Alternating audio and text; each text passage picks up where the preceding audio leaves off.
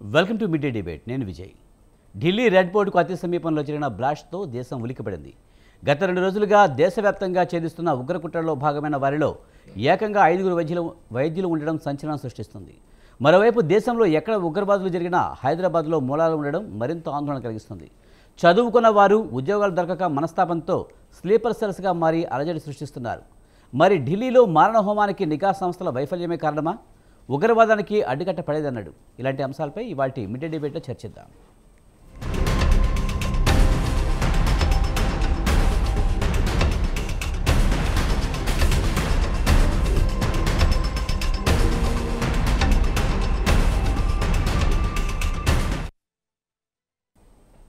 ఢిల్లీ పేలుడుతో దేశం ఒక్కసారిగా ఉలిక్కిపడింది. ఈ పేలుడులో దాదాపు 13 మంది మృతి చెందారు, 20 మందికి పైగా గాయాలైనట్లు సమాచారం ఉంది. మరోవైపు జమ్మూ కాశ్మీర్ పోలీసులు భారీ ఉగ్రకుట్రలను ఛేదించారు. ఉగ్ర కార్యకలాపాలు ఉన్నవారు డాక్టర్లు కావడం మరింత ఆందోళన కలిగిస్తున్న అంశంగా మనం చూడాలి. దేశంలో ఒక వర్గాన్ని ఉగ్రవాదులు మతం పేరుతో ఉగ్ర కార్యకలాపాలకు ఉసుగొలుపుతున్న అంశాన్ని మనం ఒకసారి చూడాలి. అలాగే పాకిస్తాన్ నుంచి వచ్చే ఉగ్రవాదుల కన్నా దేశంలో తయారవుతున్న ఉగ్రవాదుల నుంచే ఎక్కువ ప్రమాదం పొంచి ఉన్న పరిస్థితి కనిపిస్తుంది. దీనికి ముస్లిం దేశాల నుంచి వస్తున్న రోహింగ్యాలు కానీ ఇతర ముస్లింలు కానీ ఉగ్రవాద మద్దతుదారులుగా మారుతున్న వైనం ఆందోళన కలిగిస్తున్న పరిస్థితి కనిపిస్తుంది. ఇక దీనిపై మనతో మాట్లాడేందుకు ప్రొఫెసర్ మురళీ మనోహర్ గారు, సామాజికవేత్త, విశ్లేషకులు, అలాగే డాక్టర్ శివకుమార్ గారు, కాంగ్రెస్ రాష్ట్ర అధికార ప్రతినిధి మనతో ఉన్నారు. వారితో మాట్లాడదాం. ముందుగా ప్రొఫెసర్ మురళీ మనోహర్ గారు, నమస్తే అండి. నమస్తే అండి. సార్, ఢిల్లీలో జరిగిన బాంబు పేలుని మీరు ఎలా చూస్తారు? తాజాగా జమ్మూ కాశ్మీర్లో కూడా కొంతమంది ఉగ్రవాద మద్దతుదారులు దొరకడం, వారి దగ్గర పేలు పదార్థాలు దొరకడాన్ని ఎలా చూడాలి? మొత్తం దేశంలో ఉగ్రవాద కదలికలు ఎక్కువగా ఉన్నాయనుకోవచ్చా? తప్పకుండా అండి. కాస్త ఆందోళన కలిగించేటువంటి విషయం. ఎందుకంటే గత 10-11 ఏళ్లుగా మన దేశంలో ఈ బాంబులు పేలడం అనేటువంటి ఒక కల్చర్ ఇది ఆగిపోయింది. ప్రశాంతంగా ఉంది దేశం. జమ్మూ కాశ్మీర్ అక్కడ ఏమైతే పేలాయి కానీ దేశం అంతా కూడా గతంలో ఎట్లయితే పేలేదో ప్రతి 2 నెలలకు 3 నెలలకు నెలకు అలా కంటిన్యూస్ గా పేలేటువంటి ఒక పరిస్థితి 10 ఇయర్స్ నుంచి 11 ఇయర్స్ నుంచి మనకు ఎక్కడా లేదు. దేశం ప్రశాంతంగా ఉండేది. ఈ మధ్య నక్సల్ హింస కూడా బాగా తగ్గిపోతున్నటువంటి వాతావరణము. అలాంటి పరిస్థితుల్లో ఒక్కసారి మన రాజధాని నగరంలో పైగా వెరీ ప్రిస్టీజియస్ ఎర్రకోటకు దగ్గరగా చాందినీ చౌక్ దగ్గర బాంబు పేలడం, సుమారుగా 10-12 మంది ఇప్పటికే చనిపోయారనే వార్త, ఇది ఆందోళన కలిగించేటువంటి విషయం. కానీ అట్ ది సేమ్ టైం మన ఏజెన్సీస్ చాలా యాక్టివ్ గా ఉన్నట్టు కూడా తెలుస్తుంది విజయ్ గారు. ఎందుకంటే ఈ సంఘటన జరగక ముందు నుంచే లాస్ట్ 2 days నుంచి మనకు వినబడుతున్నటువంటి విషయము, ఈ డాక్టర్స్ వ్యవహారం కానీ, హైదరాబాద్ కు సంబంధించిన ఒక టెర్రర్ డాక్టర్ కానీ, ఆముదం సహాయంతో కెమికల్స్ ను తయారు చేసేటువంటి విషయం కానీ, ఇవన్నిటిని దేశమంతా ఉత్తరప్రదేశ్, గుజరాత్, జమ్మూ కాశ్మీర్ ఈ నెట్వర్క్ ను ఛేదించేటువంటి ప్రయత్నంలో మన ఏజెన్సీస్ నిండా మునిగి ఉన్నటువంటి సమయము. వాటిని బయట పెట్టారు. ఆల్మోస్ట్ వాటి యొక్క ఏమంటాం స్థావరాలు, ముఖ్యంగా 2900 కిలోగ్రాముల ఎక్స్ప్లోజివ్స్ ను పట్టుకున్నటువంటి పరిస్థితులు ఇవన్నీ జరుగుతున్నాయి. దీన్ని బట్టి అర్థమైందంటే ఏజెన్సీస్ యాక్టివ్ గా ఉన్నాయి. అయినప్పటికీ సంఘటన జరిగింది. తప్పకుండా ఆందోళన కలిగించేటువంటి విషయం. మరింత కట్టుదిట్టం చేయాల్సిందే. కానీ మొదటిసారి మనకు కళ్ళ ముందు కనపడుతున్న విషయం ఏంటంటే వైట్ కాలర్ టెర్రర్ గ్రూప్స్ ఈరోజు దేశంలో కనబడుతున్నాయి. ఇది చాలా ఆందోళన కలిగించే విషయం. ఎందుకంటే అందరూ డాక్టర్స్ కావడం, సుమారుగా 5 మంది 4 డాక్టర్స్ కావడం, ఒక మహిళా డాక్టర్ అందులో ఉండడం, మహిళా డాక్టర్ కార్లో ఆయుధాలు కలిగి ఉండడం, అల్ఫలా అని చెప్పేసి ఒక యూనివర్సిటీ కేంద్రంగా ఉండి ఈరోజు అక్కడ ఏమంటాము చెక్ చేస్తున్నారు, ఇన్స్పెక్షన్ చేస్తున్నారు. చాలా మంది డాక్టర్స్ దీంట్లో ఇన్వాల్వ్ అయ్యారని తెలుస్తుంది. ఇది పెద్ద నెట్వర్క్ ఇది.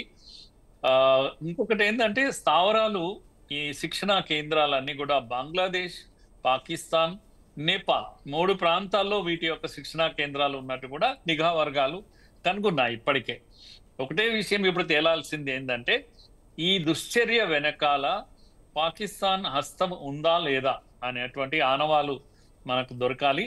ఎందుకంటే ప్రభుత్వం ఒక ప్రకటన చేసింది, మోడీ గారు ఒక ప్రకటన చేశారు, operation Sindoor is not the end అని. ఉమ్, ఇది కేవలం ఇప్పుడు తాత్కాలికంగా ఆపాము. ఇది any terror action, act of war గా మేము చూస్తాము. అంటే అర్థం ఏంటంటే ఇలాంటి టెర్రర్ యాక్షన్స్ ఏదైనా జరిగితే పాకిస్తాన్ వైపు నుంచి ఇది యుద్ధంగా కన్సిడర్ చేస్తాము, కనుక మా యుద్ధము ఆపరేషన్ సింధూర్ కంటిన్యూ అయ్యేటువంటి అవకాశం ఉంటుంది అనేది ఒక వార్నింగ్ ఆల్రెడీ ఇచ్చారు. కనుక ఇప్పుడు యుద్ధ వాతావరణంలో ఉన్నాం. ఇది కనుక పాకిస్తాన్ కు లింక్ ఉంది అని తేలితే యుద్ధానికి దేశం సన్నద్ధం కావాల్సిందే. అంటే ప్రధానంగా ఈ పేలుడు పదార్థాలు దొరికిన వాళ్ళలో జైషే మహమ్మద్ సంస్థకు చెందిన వాళ్ళు వాళ్ళతో లింక్లో ఉన్నట్టు కూడా కొంతవరకు సమాచారం అయితే ఉంది.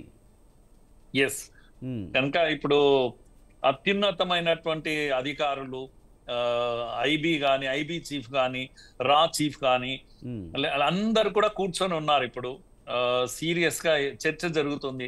ఏ నిర్ణయం తీసుకుంటుంది ప్రభుత్వం అనేది మనకు కూడా తెలియదు. హోంమంత్రి ఆధ్వర్యంలో ఈ సమావేశం జరుగుతుంది కనుక ఇప్పుడు జైషే మహమ్మద్ లింక్స్ ఉన్నట్టుగా చాలా క్లియర్ గా తెలిసింది.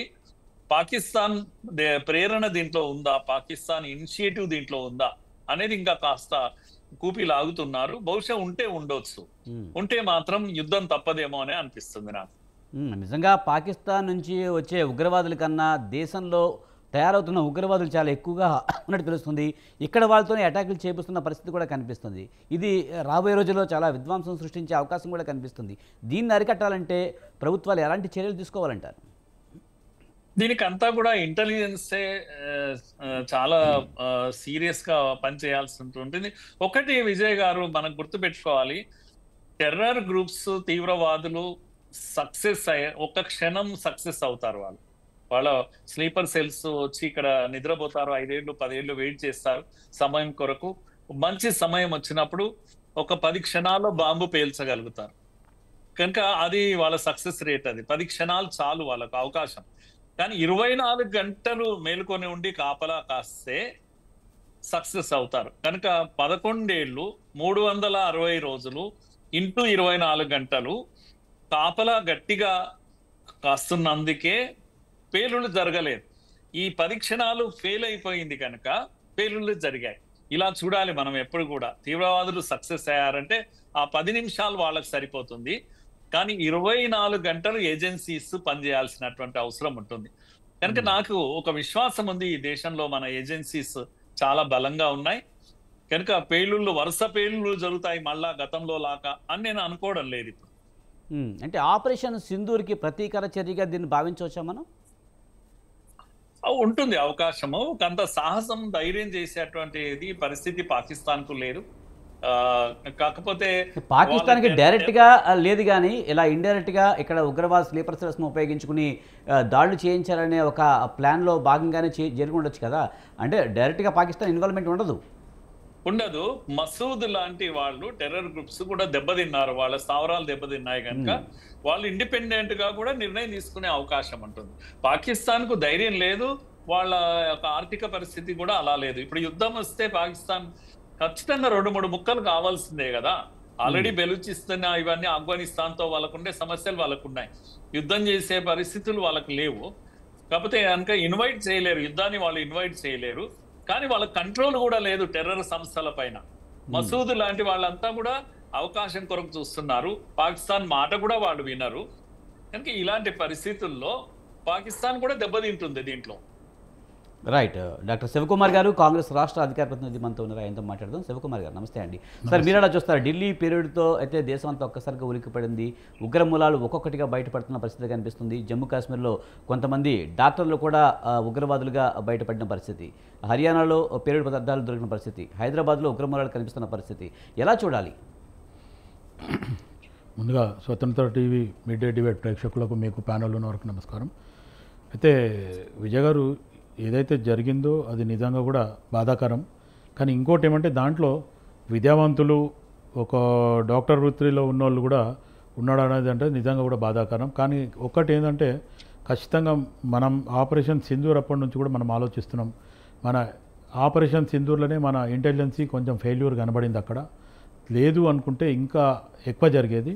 సో అప్పటి నుండి ఇప్పటి వరకు కూడా ఈ ఆపరేషన్ సింధూర్లో మనం వాళ్ళని దాడులు చేయడానికి దాంట్లో వీళ్ళు మతమా కాదా అనే రకంగా దాడులు చేసింది అయితే మనం మొదటిసారి చూడడం జరిగింది. మొన్నటిసారి whether they are Hindu or Muslim అనే రకంగానే వాళ్ళు చేయడం జరిగిందంటే దాని వెనకాల పెద్ద కుట్ర ఉంది అనేది కూడా మనం ఆలోచించాలా.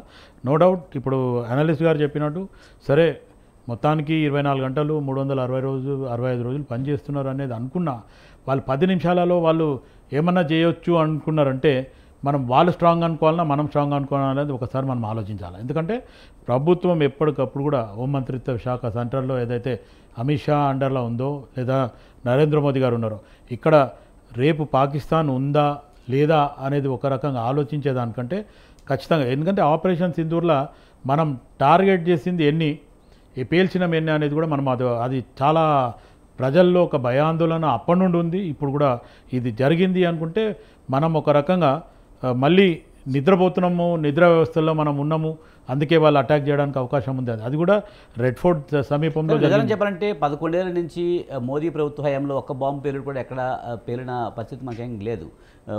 ఇప్పుడు కూడా చాలా మట్టుకి మనం కొంత సమాచారంతో కొంతమంది ఉగ్రవాదుల్ని పట్టుకుంటున్న క్రమంలో జరిగింది ఇది. ఇంటెలిజెన్స్ వ్యవస్థ సరిగ్గా పనిచేయకపోతే ముందుగానే ఈ పీరియడ్కి ముందే చాలామంది ఉగ్రవాదులను అరెస్ట్ చేశారు కదా. నేనేమంటున్నాను విజయ్ గారు, అంటే మొత్తానికి వ్యవస్థ మొత్తం ఫెయిల్యూర్ అంటే ఇప్పుడు ఏదైతే 10 నిమిషాల వ్యవస్థ ఇస్తే వాళ్ళు ఏమైనా చేయగలరు అన్నారు అనుకుంటే మనం ఇంకా అలర్ట్ లేము అనే రకంగానే నా ఆలోచన. ఎందుకంటే 10 నిమిషాలు మనం అలసత్వం ఉన్నా కూడా జరిగే అవకాశం అదే సార్ అంటే నేనేమంటున్నంటే మనం ఇంత అలర్ట్ ఉన్న తర్వాత కూడా వాళ్ళు అంత షార్ప్ ఉన్నారు అనేది మనమే ఒప్పుకుంటున్నట్టు కదా అనేది నా ఆలోచన. అంటే షార్ప్ ఉన్నట్టు కాదండి, అదే ఆయన మురళీ మనోహర్ గారు చెప్పింది కూడా మనం 365 రోజులు ఎంత 24 గంటలు ఎంత అలర్ట్గా ఉన్నా ఆ 10 సెకండ్లు వాళ్ళు ఏదో చేసి వెళ్ళిపోతే వాళ్ళు సక్సెస్ అయినట్టు కాదు అన్న విషయాన్ని నేను చెప్పాను. నేనేమంటున్నానంటే మనము ఖచ్చితంగా అలర్ట్ ఉంటే మటుకు ఇప్పుడు ఏదైతే పటిష్టం చేయాలి. ఇంకోటి ఏమంటే ఆపరేషన్ సింధూర్ సగం చేసి వదిలేసిండ్రు అనేది కూడా మనకు అది ఒక క్వశ్చన్ మార్క్ లాగా ఉండిపోయింది. మనం స్థావరాలు ఎన్ని అక్కడ వెలుగులోకి వచ్చినాయి, మనం ఎన్నిటి పేల్చినాం అనేది కూడా గతంలో ఆపరేషన్ సింధూర్ అయిన తర్వాత సింధూర్ ఇప్పటికి కూడా కేంద్ర ప్రభుత్వం ఒకటే చెప్తుంది, ఆపరేషన్ సింధూర్ అయితే మేము ఆపలేదు, ఇది ఒక తాత్కాలిక విరామం మాత్రమే, ఏదన్నా తేడా వస్తే ఖచ్చితంగా పాకిస్తాన్పై మరోసారి ఆపరేషన్ సింధూర్ మేము ప్రారంభించడానికి సిద్ధంగానే ఉంటాం అని చెప్పడం జరిగింది. తర్వాత చాలా సందర్భాల్లో చాలా స్టేట్మెంట్లు కూడా ఇవ్వడం జరిగింది. ఇప్పుడు ఈ ఘటన జరిగిన తర్వాత నిజంగా దీంతో పాకిస్తాన్తో లింకులు ఉంటే మాత్రం ఖచ్చితంగా భారత ప్రభుత్వం ఊరుకునే పరిస్థితి అయితే ఉండదని నాకు అనిపిస్తుంది. ఇప్పుడు మీరు ఒక్కసారి ఆలోచించండి విజయ్ గారు, గతంలో నేను కాంట్రవర్షియల్ అనే రకంగా కాదు, గతంలో ట్రంప్ చెప్పిన తర్వాత టైం తీసుకొని ఆ తర్వాత నరేంద్ర మోదీ గారు చెప్పడం జరిగింది. కానీ ట్రంప్ ఏం చెప్పిండు, ఫస్ట్ నేనే వాళ్ళ ఇద్దరి మధ్యన సఖ్యత పెట్టిన ఆపరేషన్ సింధూర్కి స్టాప్ చేయడానికి నేనే చెప్పిన అనే రకంగా ట్రంప్ చెప్పడం జరిగింది. దాని తర్వాత కాంగ్రెస్ పార్టీ తరఫున మేము ఎన్నోసార్లు ఎన్నో డిబేట్లో ఉండొచ్చు, మీరు చెప్పినట్టు ఖచ్చితంగా ఒత్తిళ్లు ఉండొచ్చు, దానికి భారత ప్రభుత్వం కూడా కొంతమేరకు తగ్గి ఉండొచ్చు. కానీ ఎట్టి పరిస్థితుల్లోనూ భారత సార్వభౌమాధికారం మీద దాడి చేస్తే ఊరుకునే రకమైతే ఇండియా కానే కాదు. దానికి ట్రంప్ చెప్పిన తర్వాత కూడా మన ప్రభుత్వం కూడా స్పందించింది, ఇది ఆపరేషన్ సింధూర్ అనేది ఆగలేదు, తాత్కాలిక విరామం ప్రకటించాము కొన్ని కారణాల వల్ల చెప్పడం జరిగింది. యుద్ధం వలన మంచి జరగదు అన్న ఉద్దేశం కూడా భారత ప్రభుత్వానికి ఉన్నట్టుగా అర్థమవుతుందిగా. అయితే ట్రంప్ చెప్పిన తర్వాత అట్లీస్ట్ ఒక 25 days 30 days టైం తీసుకొని మన భారత ప్రభుత్వం చెప్పాల్సి వచ్చింది. అది ఎందుకు వచ్చింది అనేది బహుశా నరేంద్ర మోదీ గారే చెప్పాలి. అండ్ అపార్ట్ ఫ్రమ్ దాట్ ఈరోజు ట్రంప్కి నరేంద్ర మోదీ గారికి మంచి ఫ్రెండ్షిప్ ఉంది, సఖ్యత ఉంది అనుకుంటానే ఈరోజు యుఎస్లో మన వాళ్ళని ఎన్ని ఇబ్బందులు పెడుతున్నా అనేది కూడా మనం అది కూడా చూడాలి. రెండోది ఫ్రెండ్షిప్ అనేది వాళ్ళతో పర్సనల్గా కాదు, దేశాల మధ్య ఉండాలి. దేశాల మధ్య ఓన్లీ ఎవరి ప్రజల అభివృద్ధి వాళ్ళు చూసుకుంటారు, వాళ్ళ విధానాలను అవలంబిస్తూ ఉంటారు. అప్పుడు ట్రంప్ విధానాలు ట్రంప్ అవలంబించుండొచ్చు, భారతదేశం అవలంబిస్తుంది. ట్రంప్ నేను యుద్ధం ఆపానన్నప్పుడు కూడా ఈ యుద్ధాన్ని ఎవరు ఆపలేదు, పాకిస్తాన్ ఆర్మీ చీఫ్ మాకు కాల్ చేశారని ఇండియా కూడా చెప్పింది. నేనేమంటున్నా విజయ్ గారు, నేను ఆ మాటకు నేను ఒప్పుకుంటా, కానీ ఆ మాట చెప్పడానికి ఒక నెల రోజుల పాటు టైం ఎందుకు తీసుకుంది ప్రభుత్వం అప్పట్లో?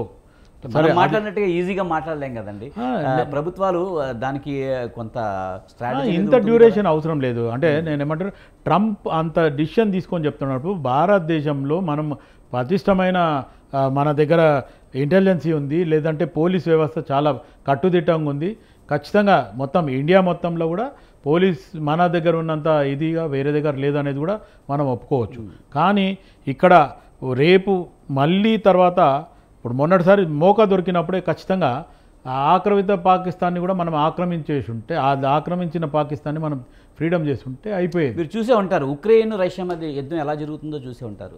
ఉక్రెయిన్ని మనం దాదాపు ఒక రోజులో 24 అవర్స్లో దాన్ని ఆక్రమించుకుంటుంది రష్యా. ఈజీ అది ఏమి ఉండదు, ఒక రోజులో యుద్ధం అయిపోతుందని భావించాం. ఇప్పటికే దాదాపుగా 4th ఇయర్ రన్ అవుతున్నట్టు ఉంది. అంటే యుద్ధం ప్రారంభించడం ఈజీయే, దాన్ని ఎండ్ చేయడం అనేది మన చేతుల్లో ఉంటుందా అనేది చాలా ముఖ్యమైన ప్రశ్న. అంటే ఉక్రెయిన్ లాంటి చిన్న దేశాన్ని రష్యా ఇప్పటి వరకు కట్టడి చేయలేకపోయిందంటే దాని వెనక ఎంత స్ట్రాటజీ ఉందో తెలుసు కదా. ఉక్రెయిన్ వెనుక నాటో ఉందన్న విషయం అందరికీ తెలిసిందే. అలాగే ఇప్పుడు పాకిస్తాన్ కూడా ఇండైరెక్ట్గా అమెరికా సపోర్ట్ చేస్తుంది. తద్వారా మనం యుద్ధం కనుక కంటిన్యూ చేసుకుంటూ పోతే ఖచ్చితంగా మన ఆర్థిక వ్యవస్థ దెబ్బతినే అవకాశం ఉంది. అలాగే మనం చాలా నష్టపోయే అవకాశం ఉంది.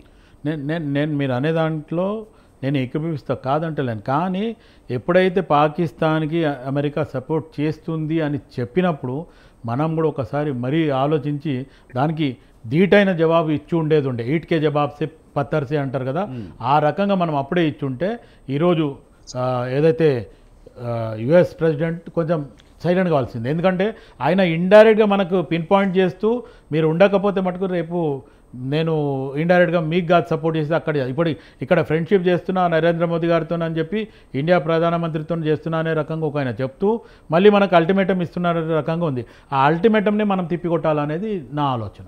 రైట్. మనతో పాటు నందారెడ్డి గారు బీజేపీ రాష్ట్ర అధికార ప్రతినిధి, అలాగే Sarveshwar Reddy retired police officer మనతో ఉన్నారు. ముందుగా నందారెడ్డి గారు నమస్తే అండి. సార్, ఢిల్లీ పేరుని మీరు ఎలా చూస్తారు? ముఖ్యంగా ఇందులో డాక్టర్ లాంటి వాళ్ళు కొంతమంది జమ్మూ కాశ్మీర్లో పట్టుపడ్డాం, దేశంలో ఉగ్రవాద కార్యకలాపాలు మెల్లమెల్లగా పెరుగుతున్నాయి అనుకోవచ్చా? ముందుగా మీకు అదేవిధంగా మిత్రులకు అందరికీ ప్రేక్షకులకు నమస్కారం. నేనేమంటున్నంటే ఈ తీవ్రవాద సమస్య అనేది ఢిల్లీలో బాంబులు ఏదైతే పెళ్ళినాయో ఇది చాలా బాధాకరమైనటువంటి ఒక విషయం.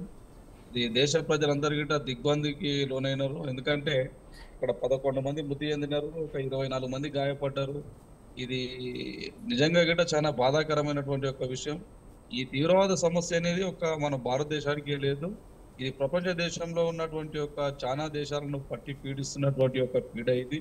ఎందుకంటే గతంలోనే మనం చూసినాం, పహల్గామా దాడిలో తీవ్రవాద దాడి చేస్తే మనం పాకిస్తాన్ బార్డర్లో ఉన్నటువంటి జమ్మూ కాశ్మీర్ నియర్ బై ఉన్నటువంటి ఆ పాకిస్తాన్లో ఉన్నటువంటి మదర్సాల నుండి కానీ అక్కడ ఉన్నటువంటి క్యాంపులలో శిక్షణ తీసుకొని మన భారతదేశం మీద అటాక్ చేస్తున్న విషయాన్ని మన ఇంటెలిజెన్స్ వ్యవస్థ పసిగట్టి అక్కడ ఉన్నటువంటి తీవ్రవాద శిబిరాలను మదర్సాలను మనం పేల్చేసేస్తుంటే పాకిస్తాన్ మాత్రం డైరెక్ట్గా భారతదేశం మీద ప్రజల మీద అటాక్ చేసినది.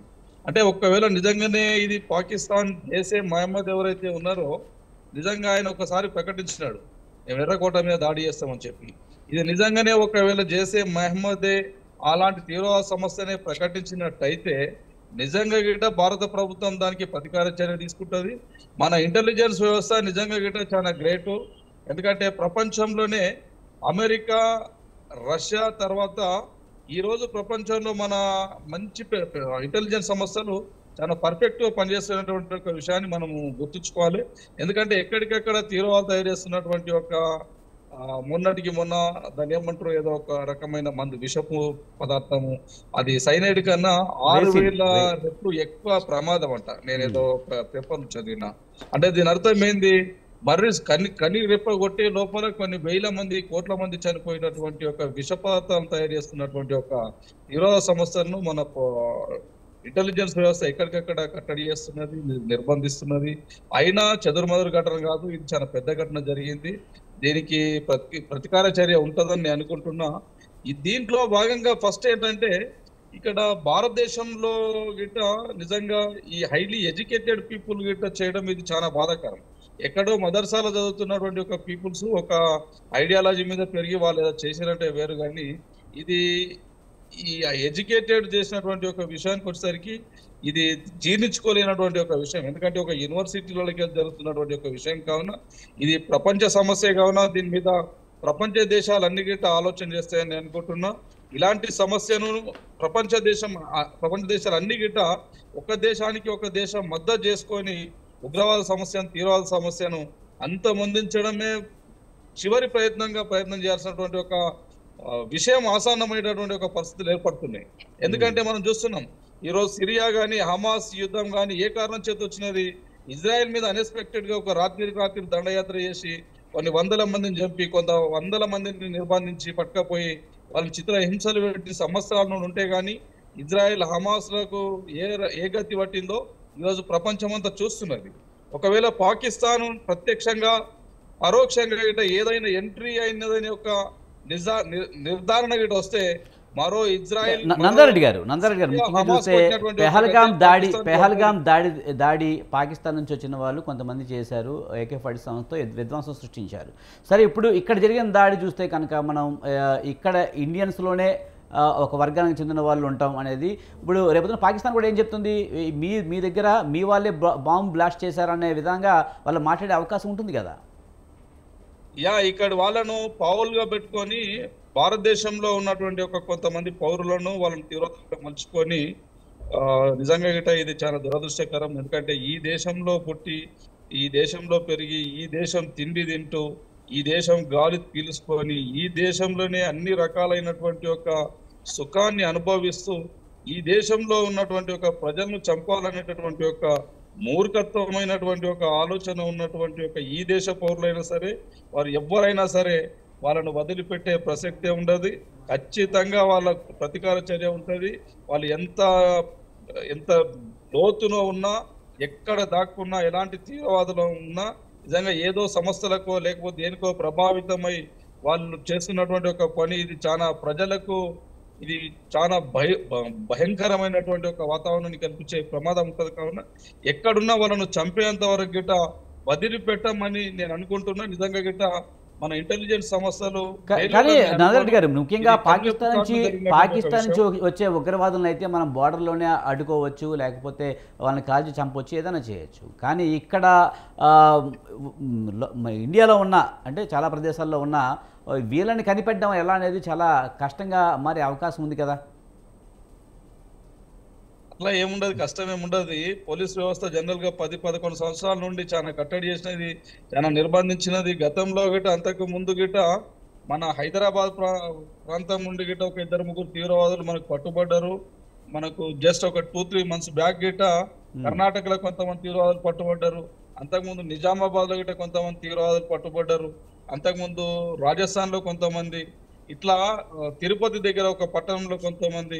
అంటే దేశంలో ఎప్పటికప్పుడు అరెస్టులు జరుగుతూనే ఉన్నప్పటికీ గిట్ట ఈ సమస్యలు జనరల్ గా మనం గమనించాలి. ఇక్కడ ఎవరో వాళ్ళకు మామూలుగా వృత్తి పనిలో ఉండి వాళ్ళకి సమాజానికి వాళ్ళకు సంబంధం లేనటువంటి ఒక వ్యక్తులు చేస్తుంటే వాళ్ళ మీద మనం నిఘా పెట్టొచ్చు.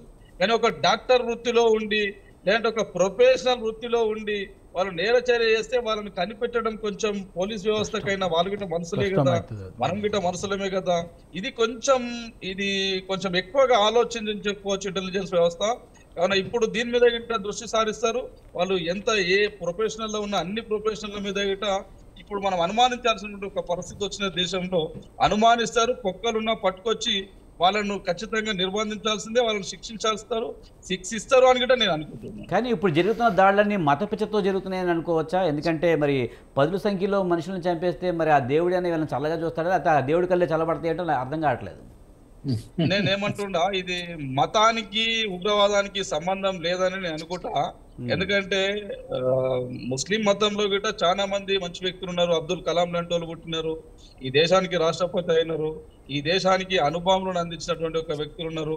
ఈరోజు ప్రపంచంలో మనం ఒక శక్తిగా ఎదిగినాము అంటే అలాంటి వ్యక్తులు మతం కాదు. కానీ ఇక్కడ జరుగుతున్నటువంటి కానీ ముస్లింస్ అందరూ కూడా ఉగ్రవాదులు కాకపోవచ్చు, కానీ ఉగ్రవాదులు అందరూ ముస్లింసే అవుతున్నారు కదా.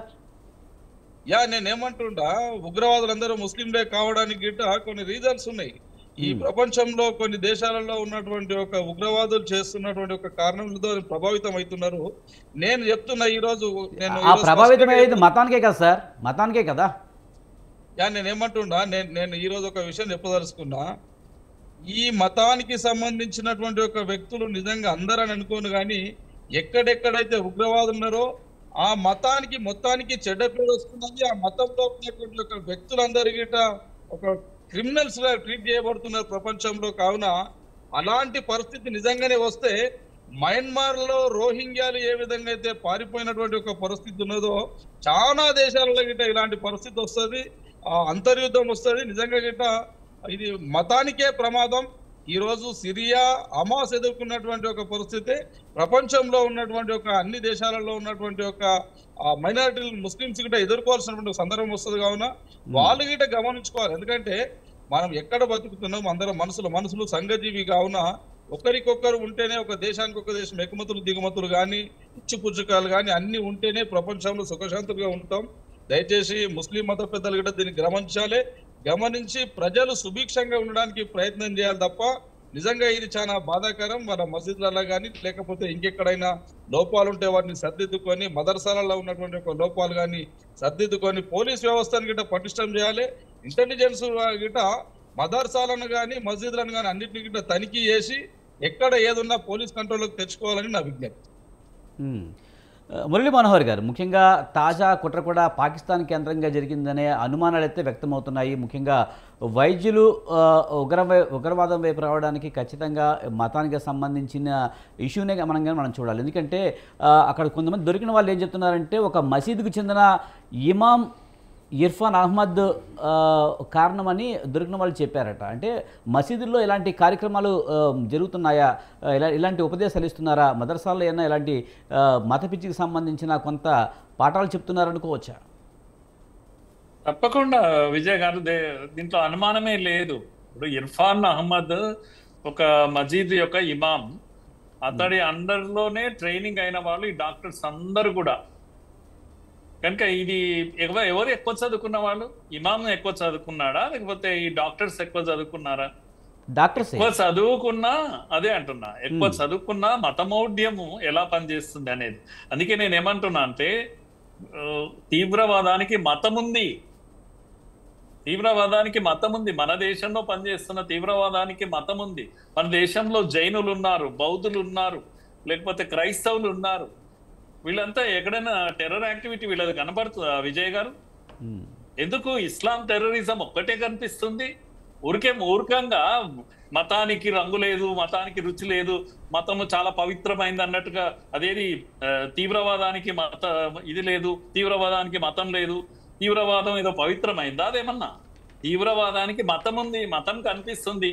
మతం ఆధారంగానే, మతం మౌఢ్యం ఆధారంగానే వీళ్ళు తీవ్రవాదులు అయ్యారు. ఎక్కడి నుంచి అయ్యారు? ATS గుజరాత్ లో 3 డాక్టర్లు పట్టుకున్నది. ఇప్పుడు కాదు, పేలింది, నిన్న పేలింది. కానీ 2 రోజుల నుంచి 3 రోజుల నుంచి జరుగుతున్న కథ ఇది. ATS పట్టుకుంటే వీడు అహ్మద్ మొహినుద్దీన్ అనే డాక్టర్ రాజేంద్ర నగర్, మన హైదరాబాద్ వాడు. ఇక్కడ పట్టుకుంటే ఇక్కడనేమో ఏం చేస్తున్నాడు, కెమికల్స్ అన్ని పెట్టి ఆముదంతో కెమికల్స్ తయారు చేసి సైనైడ్ కన్నా ప్రమాదమైన ఇవి తయారు చేస్తున్నాడు. ఆ పనిలో ఉన్నాడు. డాక్టరీ అయినా మతమౌఢ్యం ఎక్కడ పోయింది ఇతనికి? మిగతా డాక్టర్లు అందరూ కూడా అక్కడ ఉత్తరప్రదేశ్ కు, జమ్మూ కాశ్మీర్ కు ఎక్కడి సంబంధాలు ఉన్నాయి, అందరూ డాక్టర్లే వీళ్ళు. అల్ఫలా అనేటువంటి యూనివర్సిటీలో గొప్ప చదువులు చదువుకుంటున్నారు. తీరా అక్కడ పాఠం చెప్పే లేడీ డాక్టర్ షహీన్ లక్నోలో పట్టుబడ్డది. ఆమె కార్లో తిరుగుతుంది, కార్లో AK-47 ఉంది, రైఫిల్స్ ఉన్నాయి. ఏంటి ఇదంతా? మతమే లేకపోతే ఆమె డాక్టరే. మత పిచ్చితోటి ఈ విధంగా తీవ్రవాదులుగా తయారవుతున్నారు. తర్వాత ఈ బాంబు పేలాక కాదు, పేలక ముందే ఏజెన్సీలు, నిఘా వర్గాలు ఈ పనిలో ఉన్నాయి, పట్టుకున్నాయి వీళ్ళని అందరినీ. కశ్మీర్లో పట్టుకున్నాయి, ఉత్తరప్రదేశ్లో పట్టుకున్నాయి, గుజరాత్లో పట్టుకున్నారు. ఏజెన్సీస్ ఎంత యాక్టివ్గా ఉన్నాయి, బలంగా ఉన్నాయని మన కళ్ళ ముందు కనిపిస్తుంది.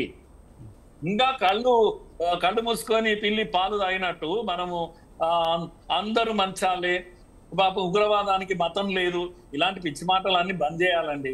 నిజాన్ని నిజంగా చూడాల్సిన అవసరం వచ్చేసింది. నేను అంటాను, ఇప్పుడు ఇటువంటి క్షణాల్లో ఇప్పుడు చనిపోయిన వారు హిందువుల ముస్లింలా మనం చూడొద్దు. చనిపోయారు 11 మంది 12 మంది చనిపోయారు. వాళ్ళ మతం ఏది అనేది పక్కకు పెడదాం కాస్త. నేనేమంటున్నా, ఈ దేశంలో చంపిన వాడు ఎవడో తెలుసు కదా. కనుక ఈ దేశంలో ముస్లిం పెద్దలు అందరూ బయటికి వచ్చి ఇది తీవ్రంగా మేము ఖండిస్తున్నాం, మా మత వర్గాలు అన్ని కూడా దీన్ని ఖండిస్తాయి. వీటి ఎక్కడ మేము సపోర్ట్ ఇవ్వము, మా దేశంలో వాళ్ళకి ఎక్కడ స్థావరాలు ఉండవు, మేము అడ్డుకుంటాం అని ఎందుకు గట్టిగా మాట్లాడరు? రాజకీయంగా ఎంతసేపు విమర్శించడమే తప్పితే ఎక్కడున్నారు వీళ్ళు మత నాయకులు అందరూ కూడా? ఎక్కడున్నారు ఓవైసీలు వీళ్ళందరూ కూడా? ఎందుకు ఖండించరు? నేను డిమాండ్ చేస్తున్నా, ఇది సమయం కాదా ఖండించడానికి? ముస్లిం పెద్దలు ఇప్పుడు అంతా ఎక్కడున్నారు? వాళ్ళు బయటకు వచ్చి ఖండించాల్సిన అవసరం ఉందని చెప్తున్నారు. కానీ మన రాజకీయ నాయకులు మాత్రం ఏమన్నా పార్టీలకు అతీతంగా ఉన్నారా? అదే ఎలాంటి దాడులకు వ్యతిరేకంగా ఉన్నారంటే లేదు, రాజకీయాలు చేయడానికి సిద్ధంగా ఉంటారు కదా. ఇక్కడ ఎన్నికల సమయంలో మీరు చేశారంటే మీరు చేశారనే ఒక ధోరణే ఉంటుంది, కానీ అసలు విషయాన్ని పక్కకి పెట్టేస్తున్నారు కదా. అదే కదా నా బాధ. ఇప్పుడు మీరు ఇంత దుర్ఘటన జరిగిందండి, అక్కడ 10 మంది చనిపోయారు, ఇంకా రక్తం కూడా తడి ఆరలేదు. ఈ టైంలో రాజకీయ నాయకుల స్టేట్మెంట్స్ ఏమొస్తాయండి? మోడీ ఫెయిల్ అయ్యాడు, అమిత్ షా ఫెయిల్ అయ్యాడు, రాజీనామా చేయాలి. ఇప్పుడు చెప్పాల్సిన మాటన ఒక 2 రోజులు ఆగాలి కదా కనీసం. ఇది విఘ్నత కదా నేను అనేది. మీ రాజకీయం ఎప్పుడు ఉండేదే కదా. కనుక మనం ఈ క్షణంలో కనీసం అందరం ఒక్కటిగా ఉండి, అయ్యో ఎవరెవరు చనిపోయింది వాళ్ళ హాస్పిటల్స్కి వెళ్ళి వాళ్ళని పలకరించి క్షతగాత్రులను కాపాడుకుందాం, మిగతా వాళ్ళను అందరం కలిసిగా ఉందాం, తీవ్రవాదాన్ని అందరం కలిసికట్టుగా ఎదుర్కొందాం, ప్రభుత్వానికి అండగా మేము నిలబడతాం. ఇది కదా మాట్లాడాల్సింది. ఎప్పుడు రాజకీయమైనా ఈ క్షణంలో కూడా ఫెయిల్ అయిపోయారు, బలహీనపడ్డారు, మన యొక్క ఇంటెలిజెన్స్ ఫెయిల్ అయిపోయి ఇప్పుడు మాట్లాడాల్సింది. ఎప్పుడు ఏం మాట్లాడాలనే విఘ్నత కూడా మనకు ఉండాలి కదా. ఆయన సంజయ్ సింగ్ అని ఒక ఆయన ఆమ్ ఆద్మీ పార్టీ ఆయన ఏమంటున్నాడు తెలుసా? సీజ్ ఫైర్ చేయడం వల్లనే ఈరోజు పాకిస్తాన్ కు మనోబలం పెరిగిపోయింది. ఎవరు చెప్పారు సీజ్ ఫైర్ చేయమని? చేయాల్సింది లేకుండే. అందుకే ఈరోజు ఈ తీవ్రవాదం మనకు వచ్చేసింది. దేశం ఆయన చేతిలో సురక్షితంగా లేదు అని అంటున్నాడు. ఇంకో ఆయన పప్పు యాదవ్ ఇంకోలాగా మాట్లాడుతున్నాడు, చాలా ఘోరంగా మాట్లాడుతున్నాడు. ఇది నవ్వు వస్తుంది నాకు ఇట్లా మాట్లాడితే. వీళ్ళు ఈ టైంలో మాట్లాడొచ్చా? కనీసం అదన్నా ఉండాలి కదా. దేశం సురక్షితంగా ఉందా లేదా ప్రజలు చెప్తారు. విజయ్ గారు, మీరు కాదు చెప్పాల్సింది, ఏం కాదు చెప్పాల్సింది, ప్రజలకు తెలుసు. లాస్ట్ 10 years ఏం జరిగిందండి? మన్మోహన్ సింగ్ పీరియడ్ లో 2014కు ముందు ప్రతి నెలకు ఒక బాంబు పేలేది. మన దగ్గర హైదరాబాద్ లో గోకుల్ చాట్ లో ఒక నెల పేలితే దిల్సుఖ్ నగర్ లో ఇంకొక నెలలో లంబిని పార్క్ లో, లేకపోతే ముంబైలో ముంబై మీద పడి దాడులు చేసేవారు. అంతటా జరిగేది. కనుక అప్పుడున్న శివరాజ్ పటేల్ హోమ్ మినిస్టర్ రోజు మీడియా దగ్గరికి వచ్చి ఇది పిరికి పందల చర్య, మేము కఠినంగా వ్యవహరిస్తాం, ఇవే 2 మాటలు అన్నిట్లో మాట్లాడాడు. కానీ ఎన్నడూ కఠినంగా వ్యవహరించలేదే, ఎన్నడూ పాకిస్తాన్ మీద దాడి చేయలేదే. ఇది కదా మనం ఇంటెలిజెన్స్ ఫెయిల్యూర్ అంటే దాన్ని అంటాం. 10 ఏళ్లుగా ఒక్క బాంబు పేలలేదు, దీన్ని కూడా ఇంటెలిజెన్స్ ఫెయిల్యూర్ అంటామా మనం? ఇప్పుడు ఎలా పేలింది? ఇది కూడా పేలాల్సింది కాదు. ఇది మనం మాట్లాడాలి, అందరం కలిసికట్టుగా ఉందాం అనాలి. ఇప్పుడు ఇంటి దొంగను ఈశ్వరుడు కూడా పట్టలేడు అని అంటారు. విజయ్ గారు మీరు అన్నారు, ఇది ప్రమాదకరం. పేల్గామ్ లో బయట నుంచి వచ్చారు కనుక సరే, వీడేమో ఇంట్లోనే పెరిగాడు, ఇంట్లోనే పుట్టాడు, ఇక్కడే పెరిగాడు, బాంబులు తయారు చేస్తున్నాడు, ఆముదంతో కూడా విషయం తయారు చేస్తున్నాడు. ఇది ఇంట్లో విషయం కదా. ఇది ఎట్లా బయటపడుతుంది? ఎవడు వీడికి స్థావరం ఇచ్చేవాడు? ఏ ఇల్లు వీడికి షెల్టర్ ఇచ్చింది, నీడనిచ్చింది? ఏ రాజకీయ పార్టీలు వీళ్ళ ఇంటి చుట్టూ ఉన్నాయి? ఎందుకు మీరు బయట పెట్టలేదు?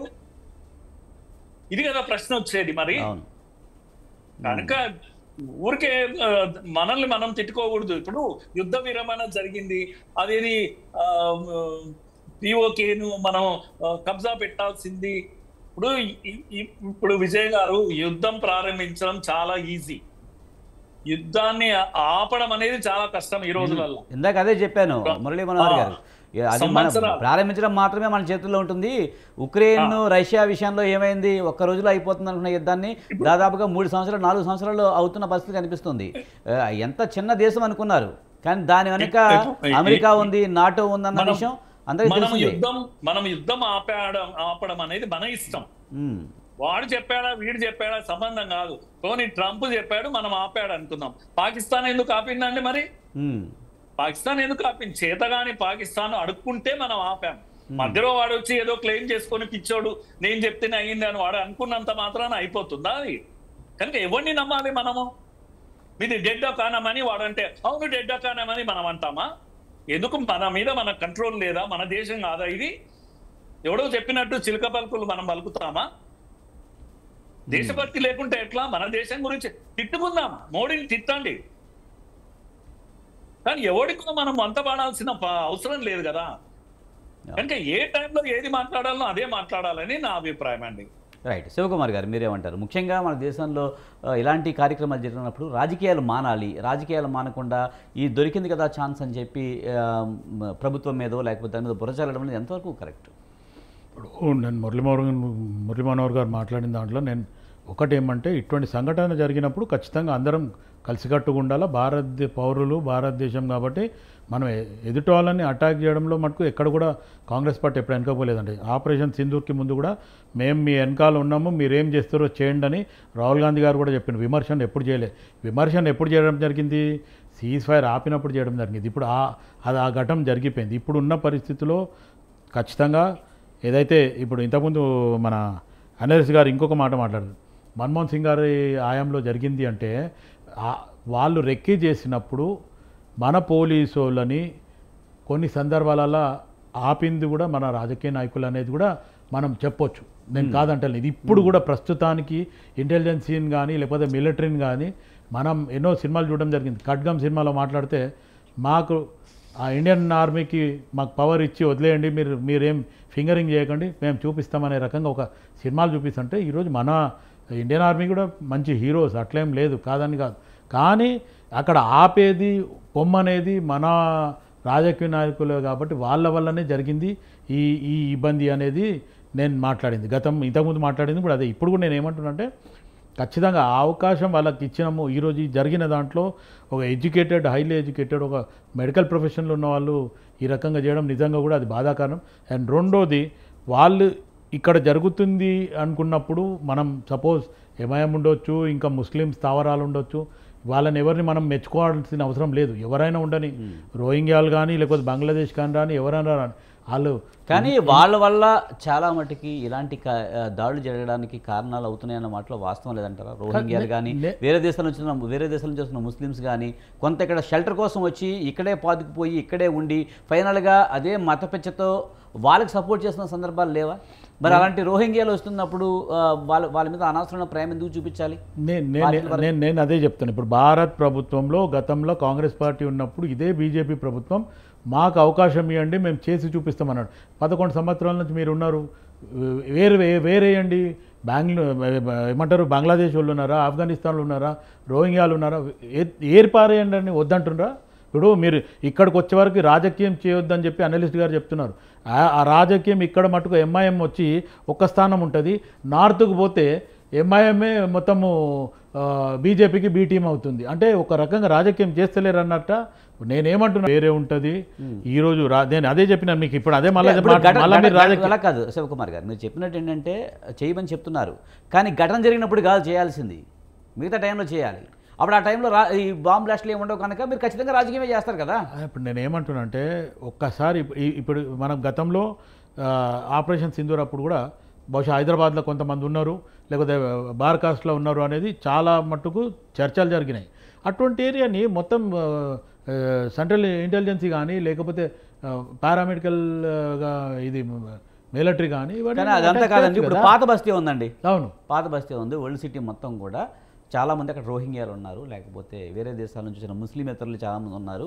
ఇందులో చాలామంది ఉగ్రవాదులు ఉన్నారని కూడా సమాచారాలు ఉన్నాయి. అవి అందరూ ఒప్పుకుంటారు. కానీ ఇప్పటికిప్పుడు పాత బస్తీ వెళ్ళి ధైర్యంగా తనిఖీలు చేసే పరిస్థితి ఉందా? చేయొచ్చు కాదండి. ఇప్పుడు మీ గవర్నమెంట్ ఉంది, రాష్ట్ర పోలీస్ యంత్రాంగాన్ని ఉపయోగించి లేకపోతే కేంద్రం సహకారం తీసుకొని మొత్తం అలాంటి వాళ్ళని రోహింగ్యాలో లేకపోతే సమ్ ఆధార్ కార్డు లేని వాళ్ళను వీళ్ళందరినీ ఏరిపారేసేంత ధైర్యం ఇప్పుడు కాంగ్రెస్ గవర్నమెంట్కి, రాష్ట్ర ప్రభుత్వానికి ఉందా? ఖచ్చితంగా ఉంది. ఎందుకంటే నేను ఏమంటున్నా అంటే సెంట్రల్ గవర్నమెంట్ అటువంటి ఆర్డర్ ఇచ్చి పలానా హోల్డ్ సిటీలో ఉన్నారు, దీని మీద మేము స్పెషల్ సెర్చ్ చేస్తాము అని ఖచ్చితంగా వస్తే ఖచ్చితంగా తెలంగాణ వాళ్ళు రారండి. ఇప్పుడు ఒకవేళ మీరే ఇక్కడ కాంగ్రెస్ గవర్నమెంటే ఉంది కనుక, ఎలాంటి పరిస్థితులు ఇక్కడ ఉన్నాయి కనుక మీరే కేంద్రాన్ని కోరచ్చు కదా. అంటే విజయ్ గారు ఇప్పుడు సబ్జెక్ట్ అటు వచ్చింది కాబట్టి కాంగ్రెస్ పార్టీ మీద మీ central home minister, state home మినిస్టర్కి ఒక లెటర్ రాయండి. హైదరాబాద్లో మాకు ఈ ఇన్ఫర్మేషన్ ఉంది, దీని మీద మేము యాక్షన్ తీసుకుంటాం, మీరు కూడా లేదంటే మీరు యాక్షన్ తీసుకొని మాకు డీటెయిల్స్ ఇవ్వండి, రిజల్ట్స్ ఇవ్వండి అని చెప్తే ఖచ్చితంగా కాంగ్రెస్ పార్టీ ప్రభుత్వం ముందుకు పోతుంది. ఎందుకంటే ఇప్పుడు ప్రస్తుతం ఉన్న ముఖ్యమంత్రి రేవంత్ రెడ్డి గారు కూడా ఎక్కడైనా సరే ఇటువంటి వీటిని ఏది ప్రోత్సహించడు. మోర్ ఓవర్ డ్రగ్స్ పబ్స్ క్లబ్స్నే ఉండాల్సిన అవసరం లేదు, గంజాయి ఉండాల్సిన అవసరం లేదు అంటే ఈ దేశాన్ని నష్టపరిచే ఇటు బాంబ్ బ్లాస్ట్లు చేసేటోళ్ళని ఎందుకు ఉపేక్షిస్తాము? ఖచ్చితంగా అటువంటి వాళ్ళు ఎవరు ఉన్నా, ఏ పార్టీకి సంబంధం ఉన్నా అది పక్కకు జరపాల్సిందే. ఇది దేశ భద్రత గురించి కానీ రాష్ట్ర భద్రత గురించి ఇవాళ దినం దేశంలో జరిగింది, రెడ్ ఫోర్ట్లో జరిగింది, రేపు ఇదే పరిస్థితి హైదరాబాద్ తెలంగాణలో పడుతుంది. ఇదంతా కాదు, ఒకవేళ బురకా ధరించిన వాళ్ళని ఎవరన్నా చెక్ చేయాలంటే కూడా ఇది మా మత విశ్వాసాలని మీరు ధిక్కరించడమే, అవమానించడమే అనే విధంగా మాట్లాడుతున్నారు. ఇప్పుడు ఈ ముసుగులో ఎంతమంది దొంగలు తిరగట్లేదు, ఎంతమంది ఉగ్రవాదులు తిరగట్లేదు? ఇప్పుడు విజయ్ గారు, గతంలో ఉన్న ముస్లిమ్స్ కానీ ఇప్పుడున్న ముస్లింలో కూడా మార్పులు వచ్చినాయి. ఖచ్చితంగా అప్పుడు బుర్కా ఉండే, గోషా పర్దాన్ ఉండే, లోపలికి పోవడానికి అవకాశం లేదు. ఈరోజు ఖచ్చితంగా మనం మొన్నటిసారి ఆలోచిస్తే ఎలక్ట్రికల్ డిపార్ట్మెంట్ గురించి మాట్లాడితే ఖచ్చితంగా పోయి ఇంట్లోకి పోయి మీటర్ కూడా తీసుకోవడం జరిగింది తెలంగాణ ప్రభుత్వం వచ్చిన తర్వాత. అదే గత 10 సంవత్సరాలలో టీఆర్ఎస్ బీఆర్ఎస్ ఉన్నప్పుడు పోవడానికి లేదు, కాకమామ శాతం మేము ఫ్రెండ్లీ పార్టీ అని చెప్పి ఉన్నారు. ఈరోజు రేవంత్ రెడ్డి ఆ రకంగా లేదు, కాంగ్రెస్ పార్టీ కూడా ఖచ్చితంగా దీంట్లో గతంలో కూడా సోనియా గాంధీ గారు కానీ, రాహుల్ గాంధీ గారు కానీ, అప్పుడు ఉన్న మన్మోహన్ సింగ్ గారు కానీ అడ్వైస్ చేస్తేనే కిరణ్ కుమార్ రెడ్డి గారు అసద్ని అక్బర్ని కూడా ఒక ఇష్యూల లోపల పంపించడం జరిగింది. ఖచ్చితంగా కట్టుదిట్టం అనే రకంగా చేయాలనుకుంటే రూల్స్ పాటించడము ఖచ్చితంగా, అది దానివల్ల నష్టం జరుగుతుందని బట్టి ఎవరినైనా ఉపేక్షించేది లేదు. రైట్. నందారెడ్డి గారు, మీరు ఎలా చూస్తారు? ఇప్పుడు ఈరోజు నిజం చెప్పాలంటే ఉగ్రవాద కార్యకలాపాలన్నీ డైరెక్ట్గా బహిరంగంగానో లేకపోతే మసీదుల్లోనో లేకపోతే మదరసాలోనో జరిగే పరిస్థితి కూడా లేదు. ఎందుకంటే ఇప్పుడు టెక్నాలజీ పెరిగింది, సోషల్ మీడియా బాగా అందుబాటులోకి వచ్చింది. అది ఎఫ్బీలోనో లేకపోతే ఇన్స్టాలోనో లేకపోతే ఇంకో విధంగానో ఒక రకంగా చెప్పాలంటే ఈ సోషల్ మీడియాని, డిజిటల్ మీడియాని బాగా వాడుకుంటున్నారు ఉగ్రవాదులు అనే చర్చ కూడా నడుస్తుంది. ఇది జనరల్ గా ఉగ్రవాద సమస్య అనేది మనము రాజకీయాల ఖచ్చితంగా మాట్లాడుకోవాల్సిన అవసరం ఉంటుంది, నెంబర్ 1. ఇప్పుడు ఇంకోటి ఏంటంటే ఇది ముఖ్యమంత్రి గురించో, ప్రధానమంత్రి గురించో, కాంగ్రెస్ పార్టీ గురించో, బీజేపీ పార్టీ గురించో రాజకీయ విమర్శలకు సంబంధించినటువంటి ఒక సమయ సందర్భం కాదు ఇది. ఉగ్రవాద సమస్య అనేది ప్రపంచంలో ఉన్నటువంటి ఒక అమెరికా లాంటి దేశం కానీ, చైనా దేశం కానీ, ఇట్లా మనకు పడిరానటువంటి ఒక దేశాలు అంతర్గతంగా బహిర్గతంగా వాళ్ళకు కొంచెం నిధులు కేటాయించి, వాళ్ళకు లేకపోతే ఆయుధాలు సప్లై చేసి, ఎన్నో కోణాల నుండి ఆలోచన చేసి ఒక నిర్ణయం తీసుకొని ఒక యుద్ధం చేయాల్సి వస్తుంది. ఇప్పుడు ఊరికేనే మీరు జమ్మూ కాశ్మీర్ పహల్గామా ఆపరేషన్ సింధూర్ ఆపేసిరని ఇలాంటివన్నీ అర్థం లేనటువంటి ఒక ఆన్సర్లకు దారితీస్తుంది అనమాట. ఎందుకంటే దేశం అంటే మనుషులు, మట్టి కాదు.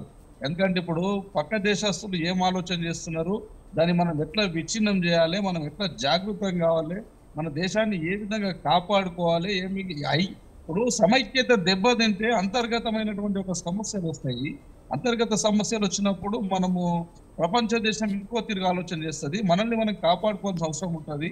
ఆర్థికంగా ఇప్పుడిప్పుడే మనం బలపడుతున్నాం. కావున ఉగ్రవాద సమస్యను ఇందాక అన్నగారు చెప్పినట్టుగా బుర్కా నిషేధం గిట్ట చేయాల్సిన ఒక అవసరం ఇమీడియట్లీ ఉన్నది. ఇది గిట్ట పార్లమెంట్ లో చట్టం చేసి, ఎందుకంటే దేశం అంటే దేశం ఒకటే చట్టం, ఒకటే ప్రజ, ఒకటే ఉండాలి. కానీ సపరేట్ చట్టాలు, సిరియా చట్టాలు ఒకరికి, బుర్కా చట్టాలు ఒకరికి, ఒక ఆడపిల్ల పుక్కుల్లో పెట్టుకుంటే తీసేస్తారు, ఒక ఆడపిల్ల చౌకమ్మ పెట్టుకుంటే తీసేస్తారు. ఏం చట్టాలండి? సెక్యులరిజం ముసుగు పెట్టుకొని ఈ దేశాన్ని ఎంత నష్టం చేయాలో అంత నష్టం చేసిండ్రు. అలాంటి చట్టాలన్నీ పోతాయి, నూతన చట్టాలు ఆవిర్భవించాల్సిందే. ఈ దేశానికి ఏదైతే అవసరమో ఆ చట్టాలను బలపరిచి ఈ దేశాన్ని ఎవరైతే ఇబ్బంది పెడుతుండ్రో ఆ కుటుంబాలను గిట్ట వాళ్ళు పిల్లలకు జాగృతం చేయాల్సిన అవసరం ఉన్నది. ఒకవేళ జాగృతం చేయకపోతే వాళ్ళ అమ్మా నాన్నలు కానీ, వాళ్ళ పుట్టబోయే తరాలు కానీ ఇబ్బంది పడతాయి అనేటటువంటి ఒక విషయం పట్ల ఏదో ఒక రోజు ఈ దేశంలో ముస్లింలు దేశానికి ద్రోహం చేస్తున్నారు అనేటటువంటి ఒక ముద్ర పడేటటువంటి ఒక ఛాన్స్ ఉంటుంది. ఇందాక అన్నగారు చెప్పినట్టు గిట్ట ముస్లిం సోదరులు గిట్ట ఎవరైతే ఇమాంలు ఉన్నారో, ఎవరైతే నమాజ్కి సంబంధించిన వ్యక్తులు ఉన్నారో, ఆ ముస్లిం రాజకీయ నాయకులు ఉన్నారో, మత పెద్దలు ఉన్నారో, వీళ్ళంతా బయటకు వచ్చి గిట్ట వాళ్ళ సమాజానికి సూచన చేయాలి. ఖచ్చితంగా ఇలాంటి పేరు మనకు చెడ్డ పేరు వస్తున్నది ప్రపంచంలో. ఎప్పుడైతే చెడ్డ పేరు వస్తుందో ఇని ఇని ఇని ఇని అలసిపోయిన తర్వాత పిల్లి గిట్ట ఎదురు తిరిగి సింహం అవుతుంది. ఖచ్చితంగా ఏదో ఒక రోజు ఆ జాతికే ఇబ్బంది పడేటటువంటి ఒక సందర్భాన్ని వాళ్ళు కల్పించుకుంటున్నారు. ఇది ప్రమాద మంచున ప్రయాణించడం అంత మంచిది కాదు. ఇజ్రాయెల్ సిరియాల ఆ మతానికి ఎలాంటి పరిస్థితి ఎదురైందో ప్రపంచ దేశాల గిట్ట ఇదే ముద్ర నిజంగానే పెరిగిపోతుంటే రేపు అలాంటి పరిస్థితి వాళ్ళ పిల్లలు వాళ్ళ కుటుంబాలు ఆ భవిష్యత్తులో అలాంటి ఎదుర్కోవాల్సిన ఒక సందర్భం వస్తుంది. కావున దయచేసి ఇప్పటికన్నా వాళ్ళు బయటకు రావాలి. బయటకు వచ్చి సమాజానికి ఉద్ధరించే విధంగా వాళ్ళను ప్రయత్నం చేయమని, సమాజాన్ని జాగృతం చేయమని, నిజంగా గిట్ట వీళ్ళు వాళ్ళ పిల్లలు కానీ ఎవరైతే తీవ్రవాదులు ఉన్నారో ముస్లిమ్స్ ఉన్నారో వాళ్ళు వెంటనే వాళ్ళని ఖండించాలని దీన్ని నేను కోరుకుంటున్నా. ఎందుకంటే ఖండించకపోతే ఇది ప్రమాదం అంచున పయనిస్తున్నాం. ఇది చాలా ఎక్కువ ఆలోచించాల్సి ఉంటుంది. దీని మీద ఇంటెలిజెన్స్ వ్యవస్థ ఇప్పటికే సరైన నిర్ణయం తీసుకున్నప్పుడు దానికి లింకులు ఎక్కడ ఉన్నాయి, వాళ్ళు ఎక్కడెక్కడ మదర్సాల నుండి ఎక్కడెక్కడ యూనివర్సిటీలో ఉన్నాయో వాళ్ళందరూ గిట ఏదో ఒక రోజు దీనికి అన్నిటికీ శిక్ష అనుభవిస్తారు. అంతంతలు మూడంతలు అనుభవిస్తారు. ఇప్పుడు ఎందుకంటే బుల్డోజర్ నడుస్తున్నది. ఆ బుల్డోజర్లు మొత్తం దేశం మొత్తం పోయినది. ఇది జాతికి ప్రమాదం. కావున ఇది వాళ్ళు ఆ జాతిలో ఉన్నటువంటి ఒక మత పెద్దలు కానీ మదర్సాలకు సంబంధించిన వ్యక్తులు కానీ ఎవరైనా బయటకు వచ్చి విషయం పట్ల ఆ మతానికి సంబంధించినటువంటి ఒక సమాజాన్ని జాగృతం చేసి ఇలాంటి చిల్లర పనులు చేస్తే అది ఏదో ఒక రోజు ఆ ఫైజన్ వీళ్ళకే కాకుండా అది వాళ్ళకిట ప్రమాదమే. ప్రమాదం వచ్చిన ఎవరు ప్రయాణించద్దు. ఇది ప్రపంచానికి సంబంధించినటువంటి ఒక విషయము. ఇది ప్రపంచం కూడా అన్ని కోణాల నుండి ఆలోచన చేస్తుంది. కావున మనము మన ఆచి తూచి అడిగేస్తున్నది. ఎందుకంటే దేశం అంటే మట్టి కాదు, దేశం మనసులు. ఎందుకంటే ఎన్నో సందర్భాలు చూసినాం మనం. దేశంలో ఆహార కొరతలు చూసినాం, కనీసం గూడు లేని పరిస్థితులు చూసినాం, కట్టుకోవడానికి బట్టలు లేనటువంటి ఒక పరిస్థితి చూసినాం. ఇప్పుడిప్పుడే యాంత్రీకరణ అవుతున్నాం, అందరం సుభిక్షంగా ఉంటున్నాం. అంటే ఇప్పటికే ఇంకా కొన్ని మన దేశంలో ఆరోగ్య సమస్యలు వ్యతిరేగుతున్నాయి. వాటన్నిటిని అధిగమించుకొని ఇప్పుడే సుఖశాంతంతో ముందుకెళ్తున్నటువంటి ఒక భారతదేశంపై విదేశీయులు చేస్తున్నటువంటి ఒక కుట్రలో ఈ దేశ పౌరులు కొంతమంది భాగస్వామ్యం చేసుకొని ఈ దేశాన్ని విచ్ఛిన్నం చేయడానికి, ఈ దేశంలో ఒక ఇంటెలిజెన్స్ ఫెయిల్ అని ప్రపంచానికి చూపించడానికి ప్రయత్నం చేస్తున్నారు. ఇది చట్ట విరుద్ధం. నిజంగా గిట్ట వీళ్ళందరికీ శిక్ష తప్పదని నేను అనుకుంటున్నా. ఇప్పటి వరకు మనం చూద్దాం. ఉదాహరణకు నేను ఒక 20 సంవత్సరాల నుంచి చూస్తున్నా. ఏ ఒక్క వ్యక్తి గిట్ట నేరస్తుడు తప్పించుకోలేడు, వీళ్ళు కూడా తప్పించుకోరు, ఎంతో దూరం పోరు. కాకపోతే ఇక్కడ ఒకటే ఒక క్వశ్చన్ మార్క్ అయిపోయింది. ఏం క్వశ్చన్ మార్క్ అంటే గతంలో చదువు విద్య తక్కువ ఉన్నటువంటి ఒక వ్యక్తులు మాత్రమే తీవ్రవాదులు అయ్యేటోళ్ళు. ఇప్పుడు ఎవరు తీవ్రవాది ఎవరు మంచోడు అని ఒక నిర్ధారించలేనటువంటి ఒక మనలోనే కలిసిపోయి తిరుగుతున్న వాళ్ళు కూడా చాలా మంది ఉండే ఉంటారు నాకు తెలిసి. ఇది చాలా బాధాకరం. నిజంగా గిట్ట ఈ విషయాన్ని మనము ప్రజలందరికీ ఇప్పుడు ప్రజలందరూ జాగృతం కావాలి, ప్రజలందరూ ఐక్యమత్యం కావాలి. ప్రజలు ఎక్కడికక్కడ గ్రామాల వారిగా పట్టణాల వారిగా ఇళ్లలో ఏం జరుగుతున్నది, పక్క షెడ్లు ఏం జరుగుతున్నది, అవతల షెడ్లు ఏం జరుగుతున్నది, నెల రోజులకు షెడ్డుకు తాళం వేసి ఎందుకు వేసిరు, ఇలాంటి విషయాలు గిట్ట అన్ని గిట్ట డిపార్ట్మెంట్ ముందు ఉంచాలి. ప్రజలను మనం మీడియా సంస్థల ద్వారా జాగృతం చేయాలని నేను కోరుతున్నాను. రైట్, థ్యాంక్ యూ నందారెడ్డి గారు, అలాగే శివకుమార్ గారు, మురళీ మనోహర్ గారు, థ్యాంక్ యూ వెరీ మచ్ అండి డిబేట్లో పాల్గొన్నందుకు. ఇది ఇవాల్టి మీడియా డిబేట్. చూస్తూనే ఉండండి స్వతంత్రం.